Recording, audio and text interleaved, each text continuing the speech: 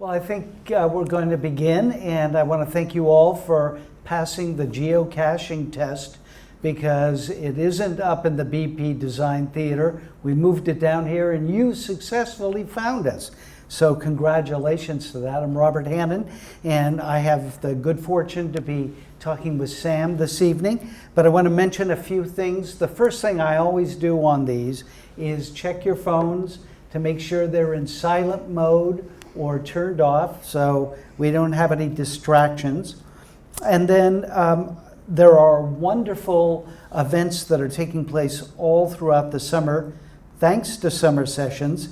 And one change next week, I have Greg Hill, who was originally scheduled on the 8th of July, but John Manti, who was scheduled for next week, couldn't make it, so they swapped, and so it'll be a little bit of a puzzler there too. But I talk with Greg Hill next Monday, hopefully back up at the BP Design Theater, but we'll find out. And stay tuned to where the Healthy Living series on Tuesday is tomorrow, but it's Spotting a Stroke, Be Fast. So that's an important topic. So that's tomorrow evening at 7 o'clock, hopefully at the BP Design Theater, but possibly here. On Wednesday, the Discover Alaska series has a subject near and dear to my heart, Berries in Changing Climate Threats and Opportunities. And again at 7 o'clock. And then on Thursday, Music in the Garden has the Severende Maramba Ensemble and Valley Below. So great music, live music at the Borgeson Botanical Garden. And of course, as we begin here on campus so often, we acknowledge the Alaska Native Nation upon whose ancestral lands our campuses reside, and our Trothyada campus is located on the ancestral lands of the Dene people of the lower Tanana Valley, or Tanana River. My guest tonight probably needs no introduction for most of you, but Samantha Kirstein arrived in Fairbanks in 1958. She attended Maine Junior High, Lathrop High School, and UAF. But the next 2 decades saw Sam in the bush in rural villages across the state, occupied with a family business and with raising a family. The business was managing wilderness lodges and hunting and adventure guiding, and the family was 4 fine children that she raised out there. When she returned to Fairbanks, she says she found her vocation. And we'll find out about that, serving at the Fairbanks Food Bank.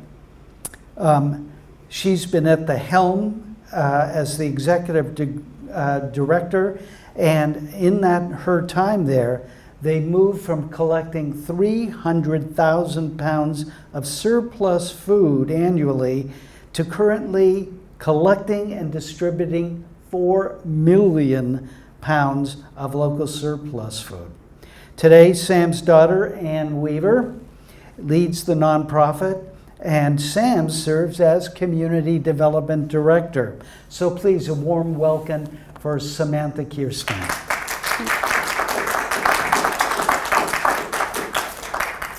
So I want to begin with your faith life, because not only did your resume have your advanced degrees in theology and ministry, but when you just talked on your resume, you also spoke in terms of serving and ministry and of vocation. So let's go there. Where did you get your faith? Were you raised in a faith tradition? And how has that played a role in your life? Thank you. Great question. One set of grandparents were Baptist. Another set of grandparents were Methodist. Going to church was not an option. It was something that we did together as a family. And then I married this lovely man that's here with us today, and he's a Catholic. So I had lots of faith experiences, but my bottom line, and the reason I'm so grateful to have had the job that I have, is that God owns that food bank. And it is so much fun to watch the work that he does there. The people that he brings, the food that he provides, the community's support. In 1982, we were in a recession in Fairbanks, Alaska, and a group of 5 different Christian groups came together and said, you know, we don't want anyone to go to bed hungry. And there's surplus food in our community. And so it just made sense to collect people who are willing to do the work and save the food for the people who needed it. So that's really our mission, and that mission fits me perfectly. It makes really good sense to not waste food and to give it to the people who need it. Okay, we're going to get back to that Yeah. in a minute. But I do want to ask you, considering you worked so long in the family business of guiding and wilderness adventures, were you an outdoors girl growing up? And what was your experience of that? Oh my, that was interesting. I loved to ski, you bet, but and my family camped at Paxson. We'd go to Paxson and we'd catch some fish. But no, I had absolutely no idea what being the wife of a big game guide was. That made no sense to me whatsoever. Matter of fact, the first time I met him, we were in a biology class, and I knew right from the very beginning I didn't like him. So he didn't do anything that made sense to me. But he actually was a very gifted and talented person. He had an experience that I had no idea what he was talking about most of the time. But he went through his years of wildlife management. Immediately we purchased a lovely beginning of a lodge from Wagaman on Wood River. And I thought, well, I can't guide, but I could cook. So I really had no idea the depth of that industry. It became an international activity for us. It was totally different from anything that I ever could understand. Well, let's get you there in a minute, but I want to also, when you arrive here in '58, and in time for the statehood celebration, give us a sense about what Fairbanks was like then, what those festivities for statehood were like, and some of the teachers and experiences. Well, I came from small towns in Mississippi, and so we all knew one another there. So it wasn't too much of a surprise when we went into the federal building downtown, and everybody you knew was in the federal building. That it wasn't too much of a surprise that we all knew one another. It was, I think we had 10,000 people probably in the community at that point. And my father was an attorney, and it was just normal. I don't know how else to describe it. It's just normal. There wasn't anything spectacular about it. It was interesting on the day that the celebration, I think that was July 7 of '58, that President Eisenhower signed Alaska into statehood. That there also apparently were very few laws about dumping green paint into the river. Actually, it was gold paint, but it turned green into the river. I mean, we did all kinds of things that we absolutely would not be allowed to do now.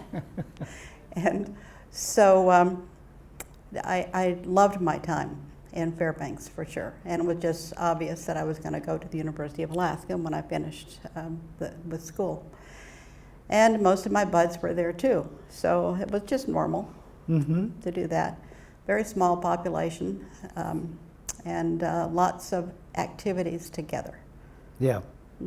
Well, and the campus was smaller back then too. Oh, yes. Yeah.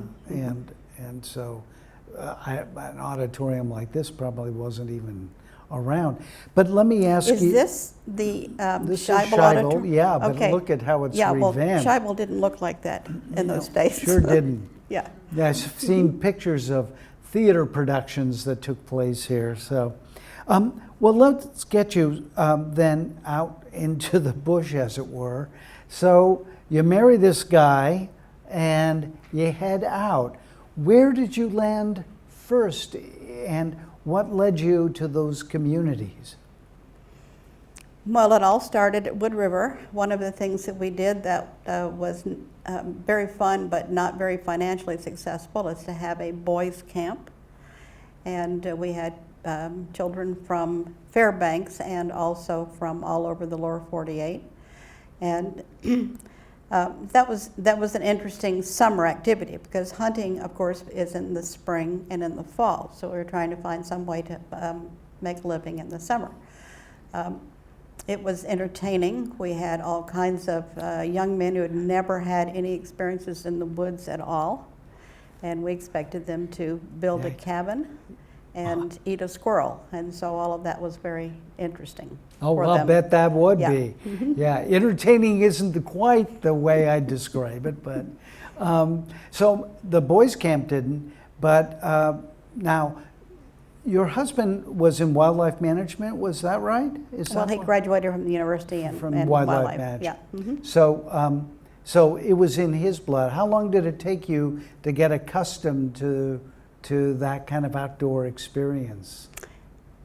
Well, let's see. That was what, 50, almost 60 years ago. Yeah. Tom, can you tell me if I'm accustomed to it yet? Yeah. So, yeah. But, you know, for me it was pretty mechanical. My job was to cook.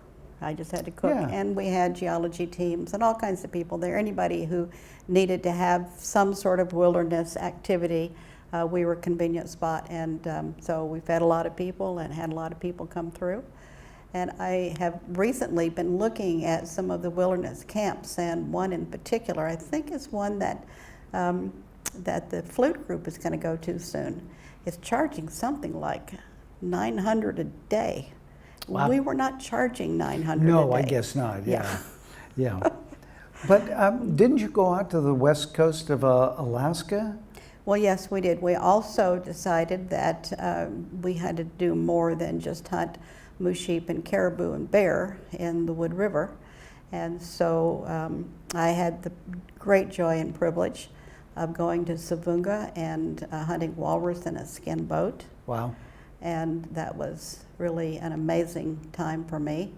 I remember one story. You don't mind if I get a little sidetracked, do you? Okay. Oh, not at all. There was, when you're up in that area, there's a lot of ice. And you have to be very careful when you're going out in a skin boat so that you can get back in when the ice moves. And all the men would be standing on the shoreline and looking out over all of the ice. And I got very curious about how they knew when to go and when to stay. So I, in my 20-ish voice, I said, "How do you know? How can you tell what the weather is?" And the guy looks, out on the horizon, and he says, "Well, I listen to Marine Forecast. What do you do?" So, So it's a subtle kind of craft. Yeah.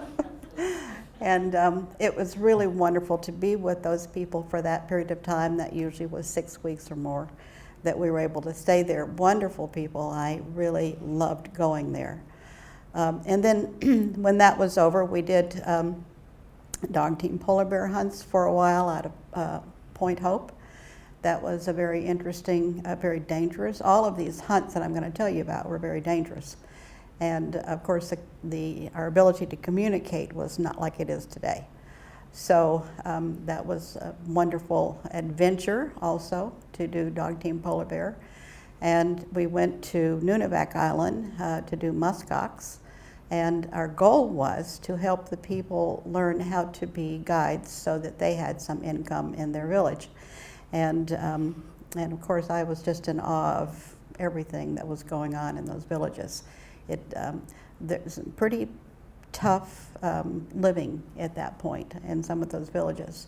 I happened to be there in the beginning of berry season one year, and the mosquitoes were like you can't believe. They can pick you up and blow you away. And of course, the wind is blowing out on the island all the time too. And anyway, I said, God, would you please take these mosquitoes, because I just simply cannot stand it anymore. And the mosquitoes died down and the wind started blowing, and I said, I just didn't know what I was talking about. I apologize. Please bring the wind back. So anyway, it was, every day was an adventure in all of those places. I'm sure. Now, is this kind of a business where it's word of mouth mostly? How do you advertise? What is the model for that kind of operation? Well, obviously, only people with lots of money can do that level of hunting, and many of those people have hunted around the world. And so you go to various conventions, Safari International, for example, and meet and greet, and most of it is word of mouth. Who's going to spend the amount of money, and of course that amount of money has changed over the years, but who's going to spend a lot of money to go hunting with someone who isn't successful? And so it was really important to be with people that you had actually taken on tours, and that they were able to tell other people about the experience. Oh, I'll bet.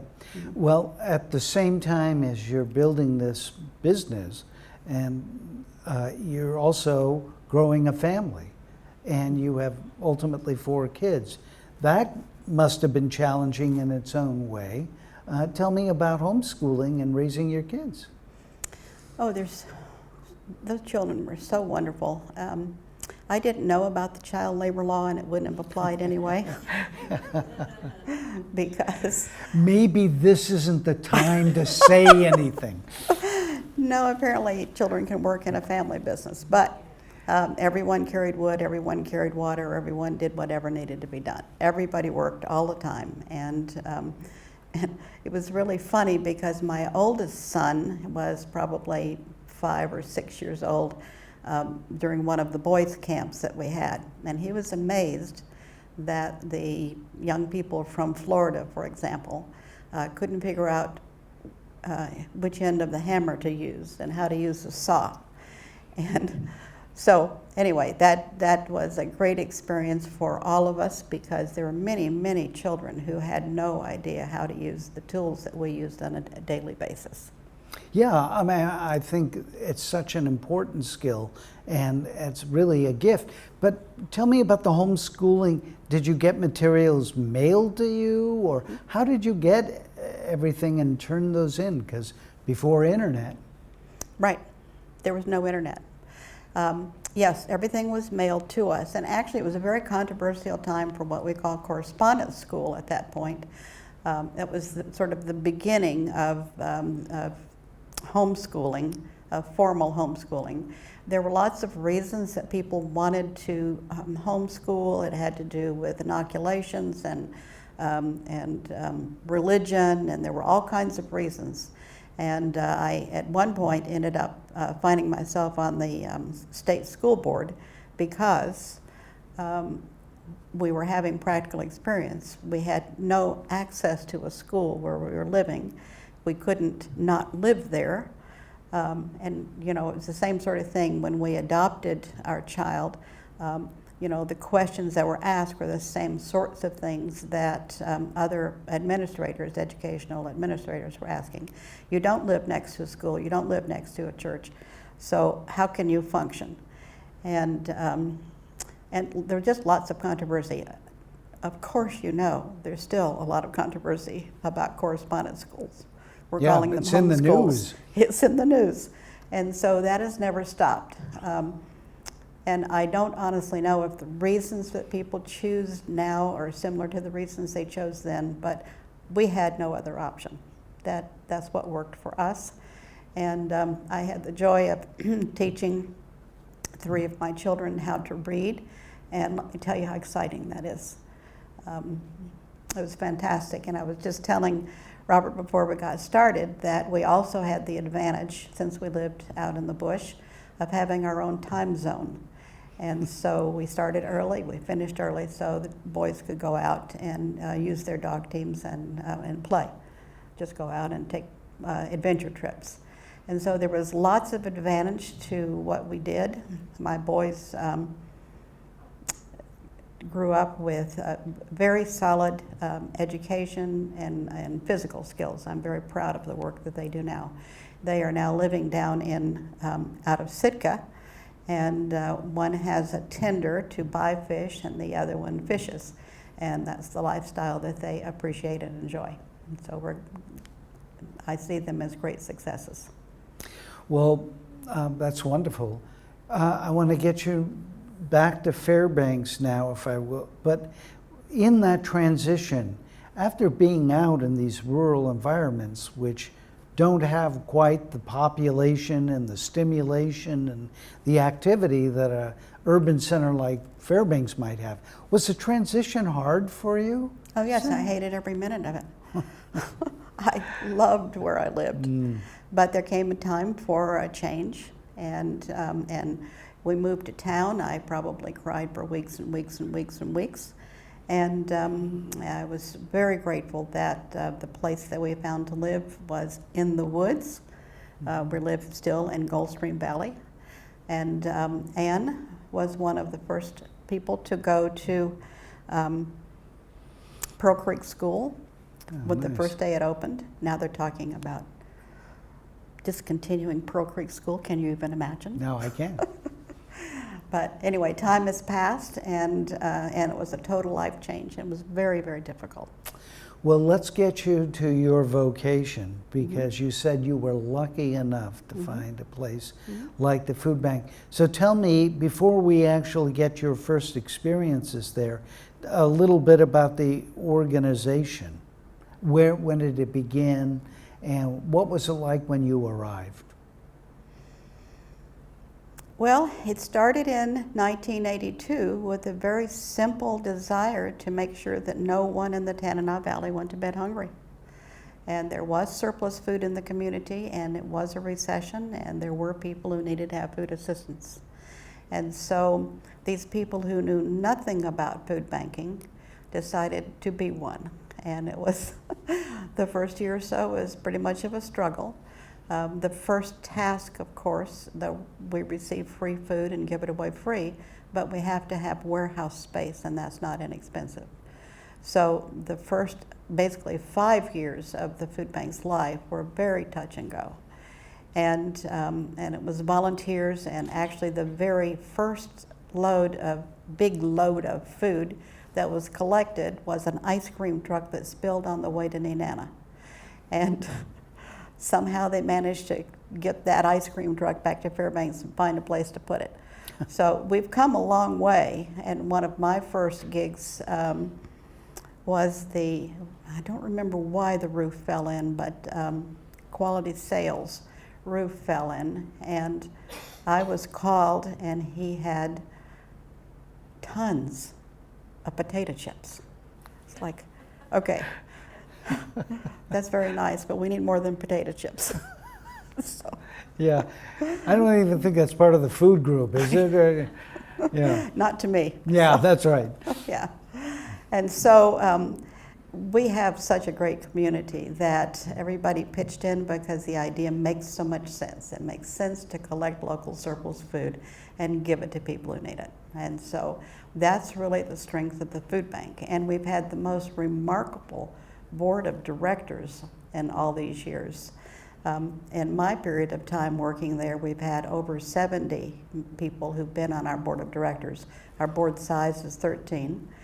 And they've all been, every single one of them have been so mission focused. And so I would say that the strength of the food bank is in the board of directors, in the community, and in the mission statement. And I say that because we've stayed on our original mission all these years.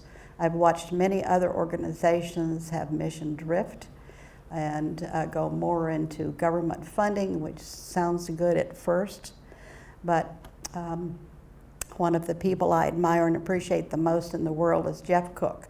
Jeff worked for ARCO at the time that we're going to talk about, and he was sent around to talk with all of the nonprofits about sustainability. And he told us all that we needed to not rely on 12% from corporations and money from government agencies, But since the Great Depression, the most reliable source of income was individual donations. So I took that to heart, and we made really sure that we attracted individual donations, that we did things that the community was really excited to do, and asked them to support that work. Well, we talked a little bit about that 300,000 pounds of food growing to plus 4 million pounds. But how many people did you serve initially, and where were you located? We were located, well, I got there, you won't be surprised at this, at the beginning of construction. The board had just purchased the building at 517 Gaffney. They had gotten a government grant to do that. And so that property was purchased. That was the old Bowers stationery store. And it was not a food bank. It was a stationery store or something like that. And fortunately, and again, this is one of those God things, we had a pastor on our board who knew how to construct things and how to remodel. He actually worked full-time at the grocery store across the street at Carr's.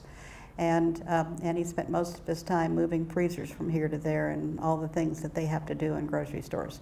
So he had the skills, and we were very grateful to him for turning that building that was a stationery store into actually a food bank. We had a freezer. The freezer was probably about as large as this piece over here, and but it was a freezer. We needed that. And we had a refrigerator. I think actually we had, thank you for asking these questions, this is great. We had multiple refrigeration units, everybody's discarded refrigerators. Oh, and boy. so our electric bill was way too high, and the space requirement for all of those was too much. And besides that, when our board had a board meeting, we could hardly hear one another with all of the motors that were running. So I quickly decided that we needed to improve that. And so it's taken, it's been one idea at a time, but it's worked. And about the time we finished fixing 517 Gaffney so that it actually maybe could be called a food bank, Dennis Wise came in, and Dennis and I had gone to school together at Lathrop. He's older, a lot older.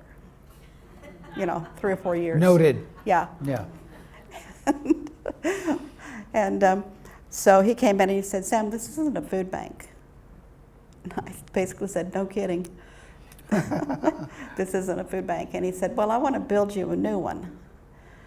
And I said, "Sure," without even talking to the board about it. "Go ahead, build me a new one." I didn't know how serious he was.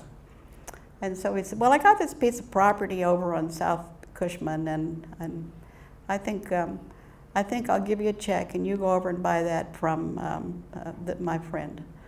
So I carried the check over there, and fortunately, once again, I tell you, it was all about the board. The board, and Brian Rogers was on the board and was president, and anyway, the end of the story, that part of the story, is that Dennis just started cutting down all the trees. I went back the first day, there were no trees. I cried because the lot had a lot of trees, and I thought they were nice. And he said, "No, that's not the way you do it. You cut them all down."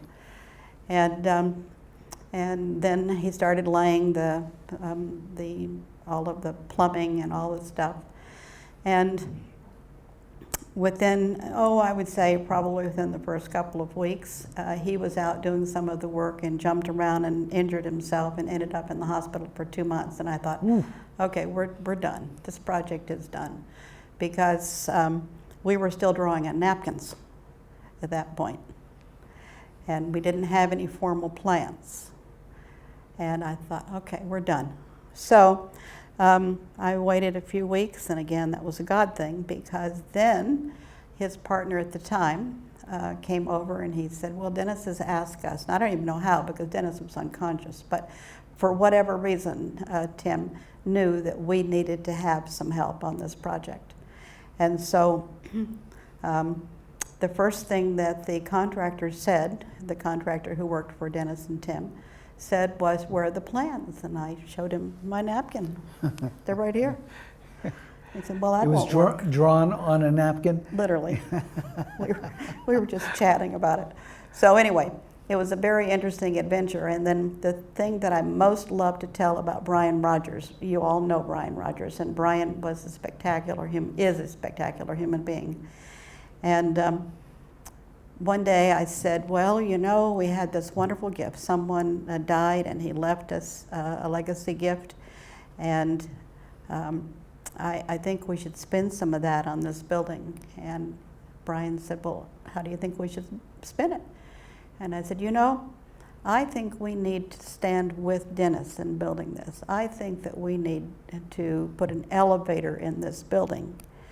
And he said, we don't have a building yet. And I said, well, we got a hole right here. And we know that we now at that point, we'd gone in far enough into it that we knew that we were going to have an upstairs and all that. And I said, I think we need to invest in an elevator. And he said, we don't own the land. And Paul Massey was on the board at that point. He said, Sam, we don't own the land. And the other very wise people on the board said, Sam, we don't own the land. I said, I know. And Brian said, sure, let's do it. So I think back on the way decisions were made in those early days. We were all so grateful for any help we could get. Brian, as all of you know, was a creative person, and he could see the end. And so that's what we did. Amazing. Well, let me break a couple of things out that you've touched on just now. You mentioned that the strongest vein of support is from individuals. How about gathering food? What was it like when you first began to gather food? And would it be to stores? Would it be to restaurants? Talk me through that, Sam. There's so many politics to that that's interesting, and I don't mean political as in Republicans and Democrats, but I'm talking about grocery store politics.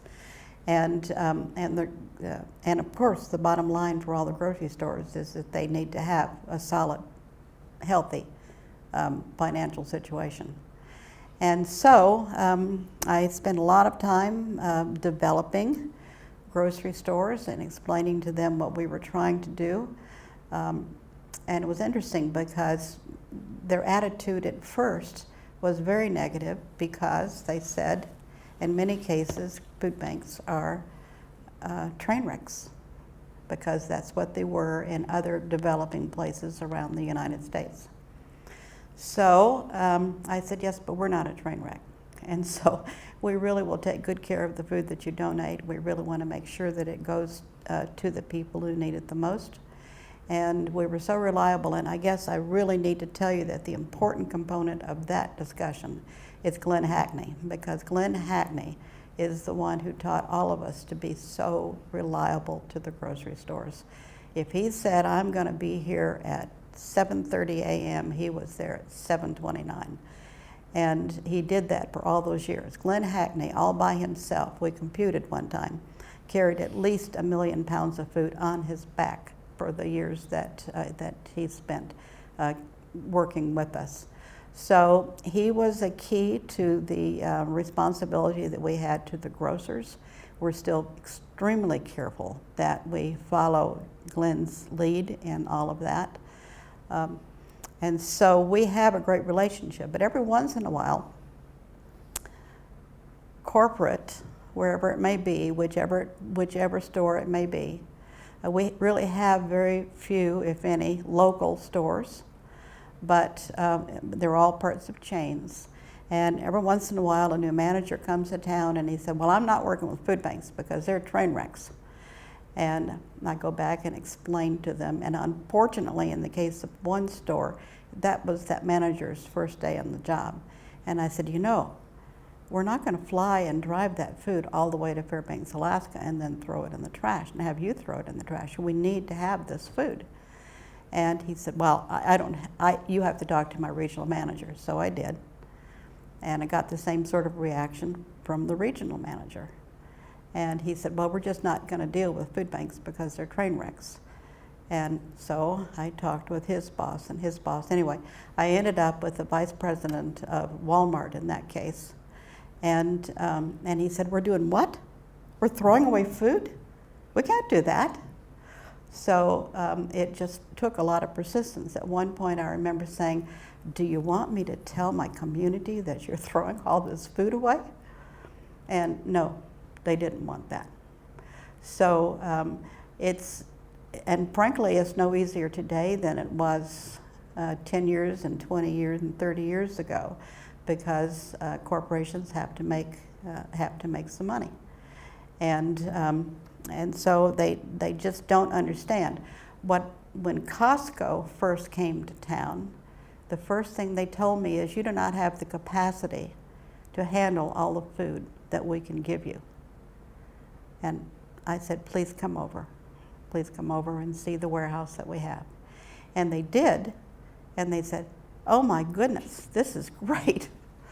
Because we had the space, we designed it well, and we take good care of it. And within a month, the person who was in charge of global salvage or whatever went to some sort of international meeting, and she actually bragged about us there and said, you know, in Fairbanks they got it together. So little did I know that that what we were doing was so spectacular. But when you put it on the big picture, you know, we're very blessed to have what we have in Fairbanks, Alaska. Well, let me take that organizational piece and in another direction, in the sense that when you get the food, knowing where to store it, when to use it, all of those things must come into play. So again, you have to be really on top of your game, I'm guessing, when you get all this food and getting it out to the people who need it. Absolutely. We have to be, and I've looked for every program, every safety program, to make sure that we're participating. We are OSHA Sharp, which is their highest level. We are DEC safe. In other words, I want to make sure that our standards are the highest of all. And all of our staff members are trained in the very best, and Anna's continued with these wonderful training programs. So we invite anybody anytime to come in, and if they've got a better idea of how we should do something, we do it. Now, you have your staff, of course, but I know you have a great many volunteers, and one time I was a volunteer coordinator, so you have to be on top of that too and make sure you have the personnel you need. 2/3 of the workers in the Fairbanks Community Food Bank are volunteers. 1/3 of our volunteers are local students. I'm very proud of that, because one of the reasons I love our program so much is I learned to volunteer in church as a child. And it's a way to connect to our community. And I look forward to having kindergartners, and then 4th or 5th grade, and then junior high. I want all of those kids to have a tour of the food bank so they can see and participate in what we do. And we don't make work for them. There's plenty of work to go around. And once again, I guess I should think more about the child labor law, but you know, I think that all of us need to have busy hands, and it's real work. It's something that people can be very proud of. Mm-hmm. And I know philanthropic organizations like Rotary, for example, and this might be a good time to give a shout out. Our legacy lecturer this year was Jo Heckman, and she has a podcast where I originally heard you and Ann interviewed by Jo, and it was an eye-opening experience to hear about all that. But some of the stories were really the challenges, especially around Christmas and Thanksgiving, because those are special times when food is elevated in people's. Tell me about some of the challenges there. Typically, I start every November. November 1, I start going, it's not going to work, it's not going to work, it's not going to work. And fortunately, there are people who come around me and they say it always has, it always will. We've got a great community. And we started, even during COVID, with one turkey on November 1, and we know that we're going to need 2,500 at least. And they just come in. They come in through the front door, through the back door, and various food drives. It's a miracle. I can't describe it in any other way. Have you ever had to get all hands on deck kind of situation? Of course. Of I mean, course, that's what we do every day. And shaking her head. Yeah. But there was a time, and usually always one of the distribution sites on the day before Thanksgiving is First Presbyterian. And we were not going to have enough turkeys. And so I told them that the only thing, I went over at 2 o'clock in the afternoon, I said, all you people who are waiting in line, I have to tell you, there is not going to be a turkey in this box. But what we do have is turkey hot dogs. And not one person left the building. They were there because they needed something to eat. And as luck would have it, of course, the turkey started coming in at the last minute. Now, Ann told me a few years ago, you know, Mom, we need to be going on Facebook if we're having a shortage of some kind. And I said, basically, what'd I say? Prove it? Yeah, prove it to me. I don't think that's going to work. But anyway, she got on Facebook and said, we're down, we don't have enough yams, would you please go to the store and get some yams? And by the time we needed them, we had more yams than we knew what to do with. We had more yams than any grocery store, so because we had all of their yams. And so Facebook and other ways to communicate these days are so valuable because we can tell people exactly what we need. Well, that was going to be another question for you, is that over the years, the dynamics have changed, the landscape, like you say, social media plays such a large part in our lives today. You obviously are keeping abreast of these changes and exploiting them as you need to. No, that's Ann's job. Oh, that's it. No, I'm still pretty old-fashioned. I flip out when the computer doesn't work. and just calmly says, okay, move aside and I'll fix this. So it's wonderful that I have an opportunity to do what I do best, and that is community development and work with grocers and make sure that we get the food and the people in the door. It's wonderful. I don't have to worry about the refrigerator in the middle of the night. Ann has to. So I'm so thankful for her hard work and the operations of that food bank. Absolutely. Well, and has hunger changed? I know that sounds ironic, but do the people you serve, have they changed at all, would you say, Sam? Well, over the years, I've tried to do little test things to see if we're meeting the needs that we think that we're meeting. And one year, Salvation Army and the food bank worked together and shared lists, and I came up with a realization, in my mind anyway, that 98% of the people we serve, I'd give the shirt off my back to. 2% make me laugh or make me mad. And so with that in mind, and the alternative is to throw this food in the dump. So I kind of don't care if we're tricked by someone.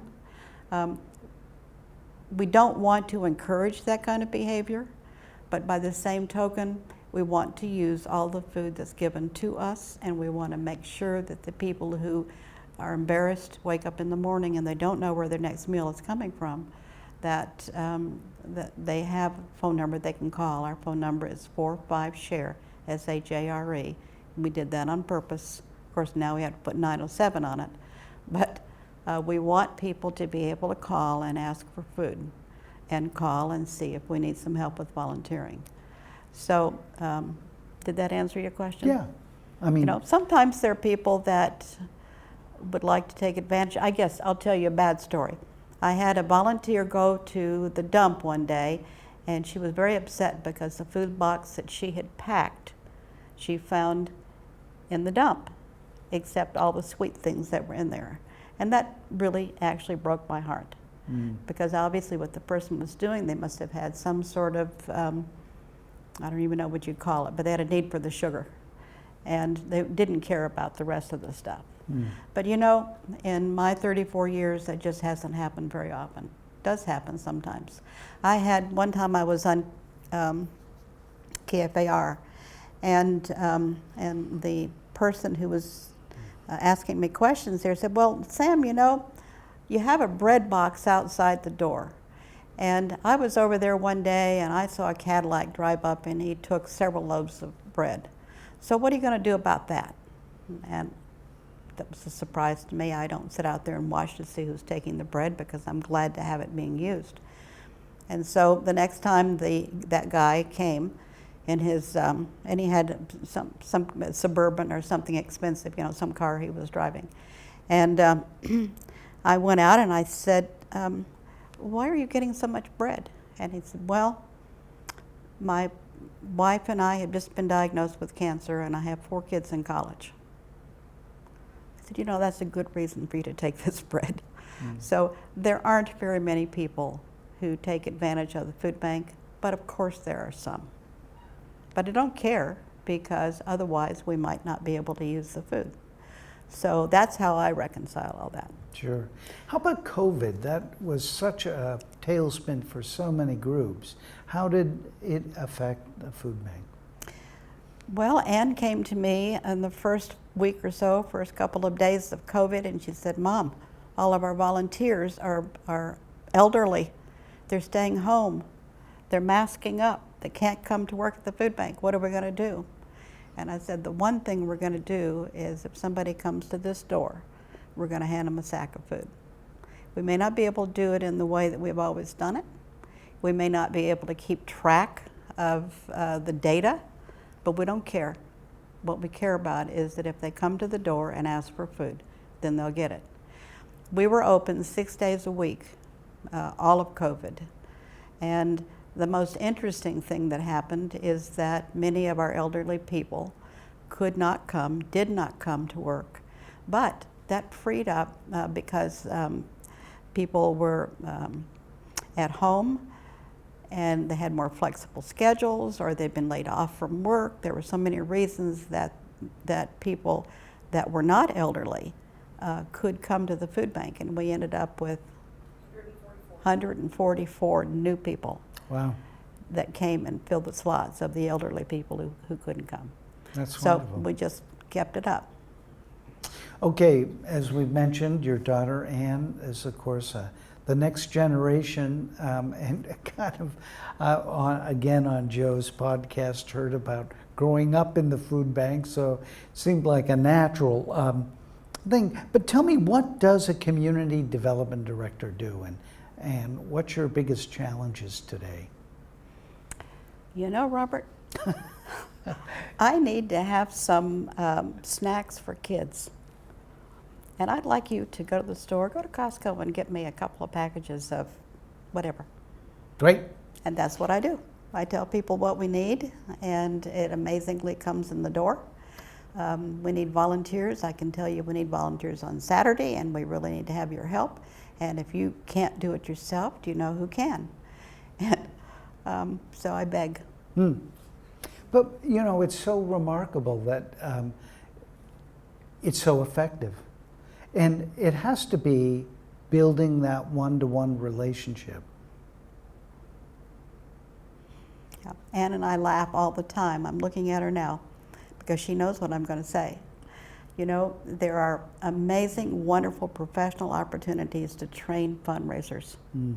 And they can do wonderful data collection and they can make great events and all kinds of things. But the bottom line is about building relationships. You have to be trusted, and people need to know you and know what what sort of things you need. It's always about relationships. Right. Okay, I'm going to ask you to look in the crystal ball here, but in two ways. First off, specifically about food scarcity and meeting that need. Do you see things changing ahead at all, Sam, or how do you view that? Oh, we talk about that all the time, let me assure you. We try to have 3 months of food in our warehouse at all times. COVID caught us all by surprise, but thank you to Seekins, for example. They have a continuous peanut butter order. When COVID hit, we had all the peanut butter. You didn't get any peanut butter because we had it all. And so we were able to immediately respond to an emergency. And then, of course, we have USDA and other sources that we can begin to work on. And, you know, and actually, I guess I'll have to tell you the really funniest part of COVID to us is that we, again, use Facebook and other digital forms of things and let people know that we were short of this, that, and the other. And people ordered on Amazon and the postman brought it in. So it was great. That is amazing. Yeah. Well, and I guess one of the wake-up calls I observed during COVID is how fragile the chain of delivery is and our infrastructure can be. And it's taken years to affect that. And we're at the end of the road, as it were, here in Fairbanks. So that must be figure in your calculations too. Well, that's the situation we're in right now. We started a food as medicine program a few years ago. We're able to give fresh produce to people who are medically referred into the program. We can give them 6 pounds a day of fresh food. It has been coming for the last, since the last several years.